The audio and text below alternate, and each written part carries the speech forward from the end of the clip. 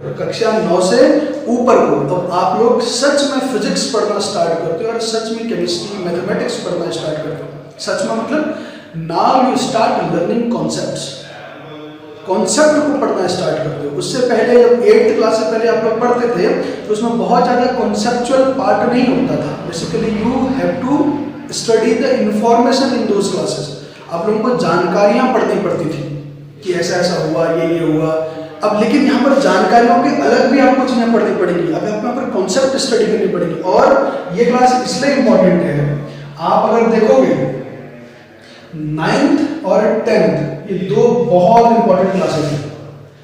किसी भी बच्चे को अगर इंजीनियर बनना है, डॉक्टर बनना है या अगर बड़े एंट्रेंस एग्जामिनेशन कल के दिन पर IAS ऑफिसर बनना है, PCS ऑफिसर बनना है या कोई और बड़े एग्जाम सेक्शन निकालने हैं, तो जिस बच्चे की 9th और 10th स्ट्रांग होगी वो बच्चा जरूर सक्सेसफुल होगा। ये हमारा करीब 12-14 सालों का एक्सपीरियंस, मेरा पर्सनल टीचिंग का 12 to 14 ईयर का एक्सपीरियंस है। उसके बेसिस में ये बात आपको बोल रहा हूँ। जिस बच्चे को 9 और हमारे वहाँ पर भी प्लस लर्निंग पे जितने बच्चों के सिलेक्शन आते हैं JEE में, नीट में, उन बच्चों ने 9th और 10th की क्लासेस में एक्स्ट्राऑर्डिनरी अचीवमेंट्स करी होती है। एक्स्ट्राऑर्डिनरी का मतलब उनने कॉन्सेप्ट सीखे होते हैं। फिजिक्स क्या होती है ये जाना होता है, केमिस्ट्री क्या होती है ये सीखा होता है, मैथ्स क्या होता है ये सीखा होता है और सारे सब्जेक्ट को अच्छे से डिटेल से पढ़ा होता है। तो आप लोगों की भी रिस्पॉन्सिबिलिटी यही है, आप लोग की कहना। तो अब 9th और 10th ये दो क्लास इंपॉर्टेंट है, कह रहा हूँ क्यों। बड़े ध्यान से सुनने वाली मोस्ट इंपॉर्टेंट बात मैं आप लोगों को बताने जा रहा हूँ। इसलिए इंपॉर्टेंट है बच्चों क्योंकि जो 9th क्लास में आप पढ़ते हो ना वही आपको कहाँ पढ़ना पड़ता है 11th क्लास में, और जो 10th क्लास में आप पढ़ते हो ना वही आपको कहाँ पढ़ना पड़ता है 12th क्लास में। आप सिलेबस उठा के देखना, जो से टॉपिक आप 9th क्लास में स्टडी करते हो, जो से टॉपिक आप 9th क्लास में पढ़ते हो वही टॉपिक इलेबोरेटेड फॉर्म पे बड़े होकर के और कॉन्सेप्ट इन्वॉल्व होकर के डिफिकल्ट होकर के 11th क्लास में आते हैं और जो 10th में पढ़ते हो वही 12th में आते हैं। अब जरा एक बार खुद सोचो, जो बच्चा 9th और 10th का मिस कर देगा और वही 11th और 12th में आने वाला है तो वो क्या अच्छा कर पाएगा 11th और 12th में? बिल्कुल नहीं। हाँ अगर करेगा देखो एक्सेप्शनल एवरीवेयर कर भी सकता है, लेकिन उसके लिए आपको एक्स्ट्राऑर्डिनरी एफर्ट्स लगाने पड़ेंगे, बाकियों से 2 गुनी 3 गुनी ज़्यादा मेहनत लगानी पड़ेगी। तो भाई बाद में 2 गुनी 3 गुनी आप मेहनत लगाओगे, उससे पहले ज़्यादा बेटर ये नहीं है कि आप अभी से अच्छे से पढ़ाई करना शुरू कर दो। ये ज़्यादा बेटर है ना कि भाई अभी से आप अच्छे से पढ़ाई करोगे तो आपके ऊपर प्रेशर एंड लोड भी बहुत कम रहेगा। ठीक है, तो ये चीज़ें इसलिए इंपॉर्टेंट है। भाई 9th की क्लास को इंपॉर्टेंट है क्योंकि ये आपका 11th में आएगा और 10th की क्लास को इंपॉर्टेंट है क्योंकि 12th में आएगा। और ये 11th और 12th का ही सिलेबस आपका किसका सिलेबस है? JEE और नीट का सिलेबस है। ये आप उनको पता होगा। JEE और नीट के लिए क्या पढ़ना पड़ता है? अगर आपको JEE की तैयारी करनी है, नीट की तैयारी करनी है तो इन दो सब्जेक्ट को इन दो एग्जाम्स की प्रिपरेशन करने के लिए आपको पढ़ना क्या है? 11th एंड 12th का सिलेबस पढ़ना है। यही सिलेबस वहाँ पर JEE और नीट का सिलेबस है और यही सिलेबस 9th और 10th का। तो एक तरीके से आपकी इनडायरेक्टली स्टार्टिंग हो चुकी है प्रिपरेशन की, चाहे आप JEE की प्रिपरेशन करो, नीट की प्रिपरेशन करो या किसी और अच्छे प्रेस्टिजियस एग्जामिनेशन की प्रिपरेशन करो, तो आपकी स्टार्टिंग आज से हो चुकी है। आप यूं मान के चलो, ठीक है ना। तो अब आपकी स्टार्टिंग अगर हो गई है तो हम लोग स्टार्ट करेंगे कहाँ से? फिजिक्स से। अब फिजिक्स जब मैं भी पढ़ाता हूँ बच्चों को, फिजिक्स पढ़ाता हूँ जब भी तो और केमिस्ट्री पढ़ाता हूँ, 2 चीज़ें, तो मैं एक बड़ी कॉमन सी चीज़ हर साल बच्चों के अंदर पे महसूस करता हूँ। देखो लर्निंग हमेशा ही स्ट्रांग होती है बच्चों। कब? ये बात हमेशा कोड करके रखना, जिंदगी में हमेशा याद रखना, लर्निंग हमेशा स्ट्रांग होती है कब? जब हम चीज़ों को देखना सीख जाते हैं। देखने का मतलब विजुअलाइज करना सीख जाते हैं। इंसानी दिमाग की कमजोरी है, दोबारा बोल रहा हूँ, इंसानी दिमाग की कमजोरी है कि इंसानी दिमाग चित्रों को, इमेजेस को, डायग्राम्स को, वीडियोस को बहुत अच्छे से अपने पास स्टोर करके रखता है और टेक्स्ट को स्टोर करके रखता नहीं। हमें टेक्स्ट इंटरेस्टिंग नहीं लगता। तो इसलिए आप लोगों ने देखा होगा, जो आप मूवीज देखते हो या कभी आप किसी की फोटोज देखते हो या तो आपको लंबे समय तक याद रहती है। पिक्चर आपको एक बार देखते हो, बचपन में देखी होती, लंबे समय तक याद रहती है, हमेशा याद रहती है। जबकि आप कल का पढ़ा हुआ आज भूल जाते हो, कारण क्या है? क्योंकि वहां पर आपने क्या करा, इमेजिन किया है, विजुअलाइज किया हुआ है, एक एक चीज को देखा है।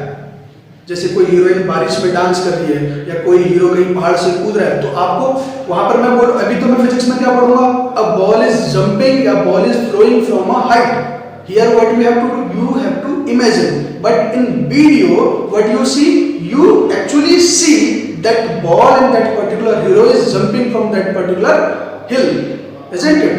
तो वहां पर आप क्या देखते हो कि वो सच में कूद रहा होता है, तो आपकी विजुअलाइजेशन बहुत स्ट्रांग हो गई। जबकि यहाँ पर फिजिक्स में या केमिस्ट्री में या विज्ञान के अंदर पे आपको अपने दिमाग से सोचना पड़ता है, अपने दिमाग से इमेजेस बनानी पड़ती है। This is called what, visualisation. और जो बच्चा विजुअलाइज करने में कमजोर हो जाता है, विजुअलाइजेशन जिस बच्चे की स्ट्रांग नहीं हो पाती, वो बच्चा फिजिक्स केमिस्ट्री में थोड़ा सा क्वेश्चंस करने में या कंसेप्ट को सीखने में देरी करता है। ठीक है ना? तो अब जैसे आपने यही बात को मैं कंटिन्यू करता हूँ, अखबार आप पढ़ते होगे ना, तो अखबार में पढ़ते समय इंसान का दिमाग या इंसान का नजर सबसे पहले कहाँ पर जाती है, जहाँ पर चित्र लगे रहते हैं, इमेजेस, फोटोज, जहाँ पर फोटो लगी रहती है वो हम फटाफट देखते हैं। जैसे आपने कभी देखा होगा ऐसे कुछ पेजेज आते हैं, जैसे टेस्टिमोनियल्स या मैट्रिमोनियल्स वाले पेजेज आते हैं, उन पेजेस को हम फटाफट स्किप करते हैं। क्यों? क्योंकि वहाँ इमेजेस नहीं लगी रहती। तो इसलिए आप देखते हो जो अखबार वाले हैं, न्यूज़पेपर वाले भी हैं, तो जब भी अपने उनको न्यूज़ को इंटरेस्टिंग बनानी है तो वहाँ पर इमेज जरूर लगाते हैं। अगर इमेज नहीं लगाएंगे तो हम समझ ही नहीं पाएंगे कि हुआ क्या था। वो हल्की सी इमेज लगा देते हैं, बाकी का पिक्चर कौन बनाता है, हमारा दिमाग बनाता है। जैसे फॉर एग्जाम्पल करिए कार एक्सीडेंट की इमेज लगा दी हमने, अब कार एक्सीडेंट की इमेज तो हमने क्या लगाई, कार को टूटा फूटा दिखाया, लेकिन आपका दिमाग खुद से ये समझता है कि ये कार बहुत तेज आई होगी, फिर इस ट्रक से ऐसे टकराई होगी, तब जाके ये सब कुछ हुआ। उनने एक छोटा सा इंसिडेंट, फोटो क्लिक करते समय 1 सेकंड से भी कम समय लगता है, उस सेकंड को उन्होंने फोटो में दिखाया, बाकी की पूरी वीडियो आपके दिमाग ने बनाई। That is called visualisation. तो फिजिक्स पढ़ते समय, खास तौर से फिजिक्स पढ़ते समय, if you are not visualising the things, अगर आप चीजों को इमेजिन नहीं करोगे, विजुअलाइज नहीं करोगे, तो मामला गड़बड़ा जाएगा। ठीक है ना? अब कोई ये बोल सकता है सर विजुअलाइजेशन कैसे करें, फिर कैसे हमारी विजुअलाइजेशन स्ट्रांग होगी?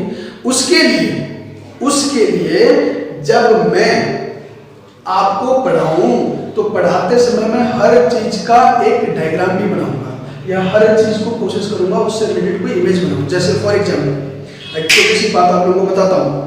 जैसे मैंने बोला A for what, Apple, A for Apple. अच्छा ये बताओ किस किस के दिमाग में ग्रीन एप्पल आया? किसी के नहीं आया। पता है क्यों? क्योंकि बचपन में जब आपने ए फॉर एप्पल पढ़ा था तो वो जो किताब थी ना बचपन में एबीसीडी पढ़ने वाली, उस किताब में ए फॉर एप्पल का जो फोटो था ना वो कैसा था? रेड कलर का था। तो अभी जैसे मैंने ए फॉर एप्पल बोला तो आपके दिमाग में कैसा आया? रेड कलर का एप्पल है। बी फॉर बॉल, वही बॉल जो 4 रंग से 4, 5, 6 कलर की होती है, जबकि आपने तो ऐसी बॉल से कभी खेला ही नहीं, आप तो अलग अलग प्रकार की बॉल से खेलते हो, लेकिन दिमाग में बॉल वही आती है। ठीक है ना? इसीलिए जैसे आपने ए फॉर एप्पल पढ़ते समय जैसे एप्पल बोलते हैं तो दिमाग फटाक से एप्पल बनाता है ना, तो जैसे ही मैं फिजिक्स में कॉन्सेप्ट पढ़ाऊंगा मैं वैसे ही पढ़ाऊंगा। आप अगर उनको जैसे मैं पढ़ा रहा हूँ वैसे देखोगे तो फटाक से इमेज बनेगी, फटाक से आपके दिमाग में एक चित्र बनेगा, और जब चित्र बनेगा तो चीजें आसान, फिर तो कोई मुश्किल ही नहीं है। तो ज्यादातर बच्चों को फिजिक्स इसलिए मुश्किल लगती है क्योंकि एक तो उनको विजुअलाइजेशन करना नहीं सिखाया जाता, कैसे हम चीजों को समझें, कैसे चीजों को हम अंडरस्टैंड करें, ये नहीं सीखते, और प्लस दूसरे बच्चों को स्टार्ट कहां से करना है ये भी नहीं बताया जाता कि भाई एक्चुअल में फिजिक्स की स्टार्टिंग कहां से होती है।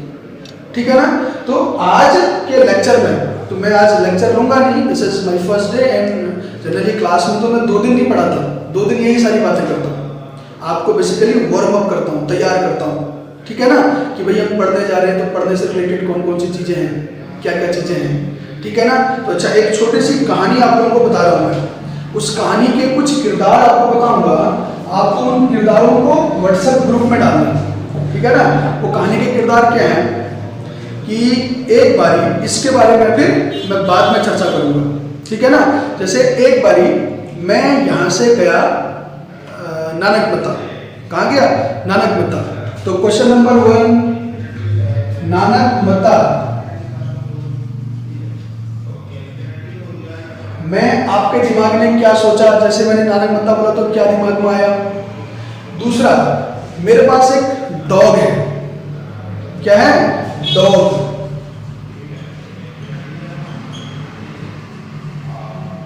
उस डॉग का कलर क्या है। अब कोई मुझे ये पूछ रहा होगा कि सर ये फिजिक्स में ऐसी चीजें क्यों पूछ रहे हो। एक्चुअली आज हम फिजिक्स तो पढ़ ही नहीं रहे, हम ये पढ़ रहे हैं कि फिजिक्स पढ़ने के लिए कौन कौन सी जरूरी चीजें हमें चाहिए, वो चीजें पढ़ रहे हैं। तो डॉग, ठीक है ना। मेरे पास एक कार भी है, कलर ऑफ द कार। तो ये 3 सवाल मैं आपको पूछ रहा हूं, ठीक है ना। आप इन सारे के जवाब, मेरी कार, मेरे कुत्ते का रंग क्या है, मेरी कार का कलर कैसा है, और नानक मत्ता जब मैं गया तो मैं नानक मत्ता कहते हैं आपके दिमाग में क्या है।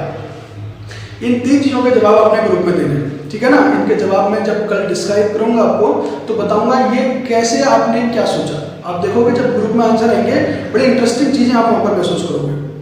जब ग्रुप में बच्चों के जवाब आएंगे तो आपको एक बड़ा इंटरेस्टिंग चीज दिमाग में आएगा कि यार ये कैसे है, ठीक है ना। तो इसको हम लोग कल नेक्स्ट लेक्चर में डिस्कस करेंगे। तो आज के लिए इतना ही करता हूँ। होप कि आप सब समझे होंगे और मेरे सारे दिए गए इंस्ट्रक्शंस को फॉलो करो, ठीक है ना। Bye bye, take care.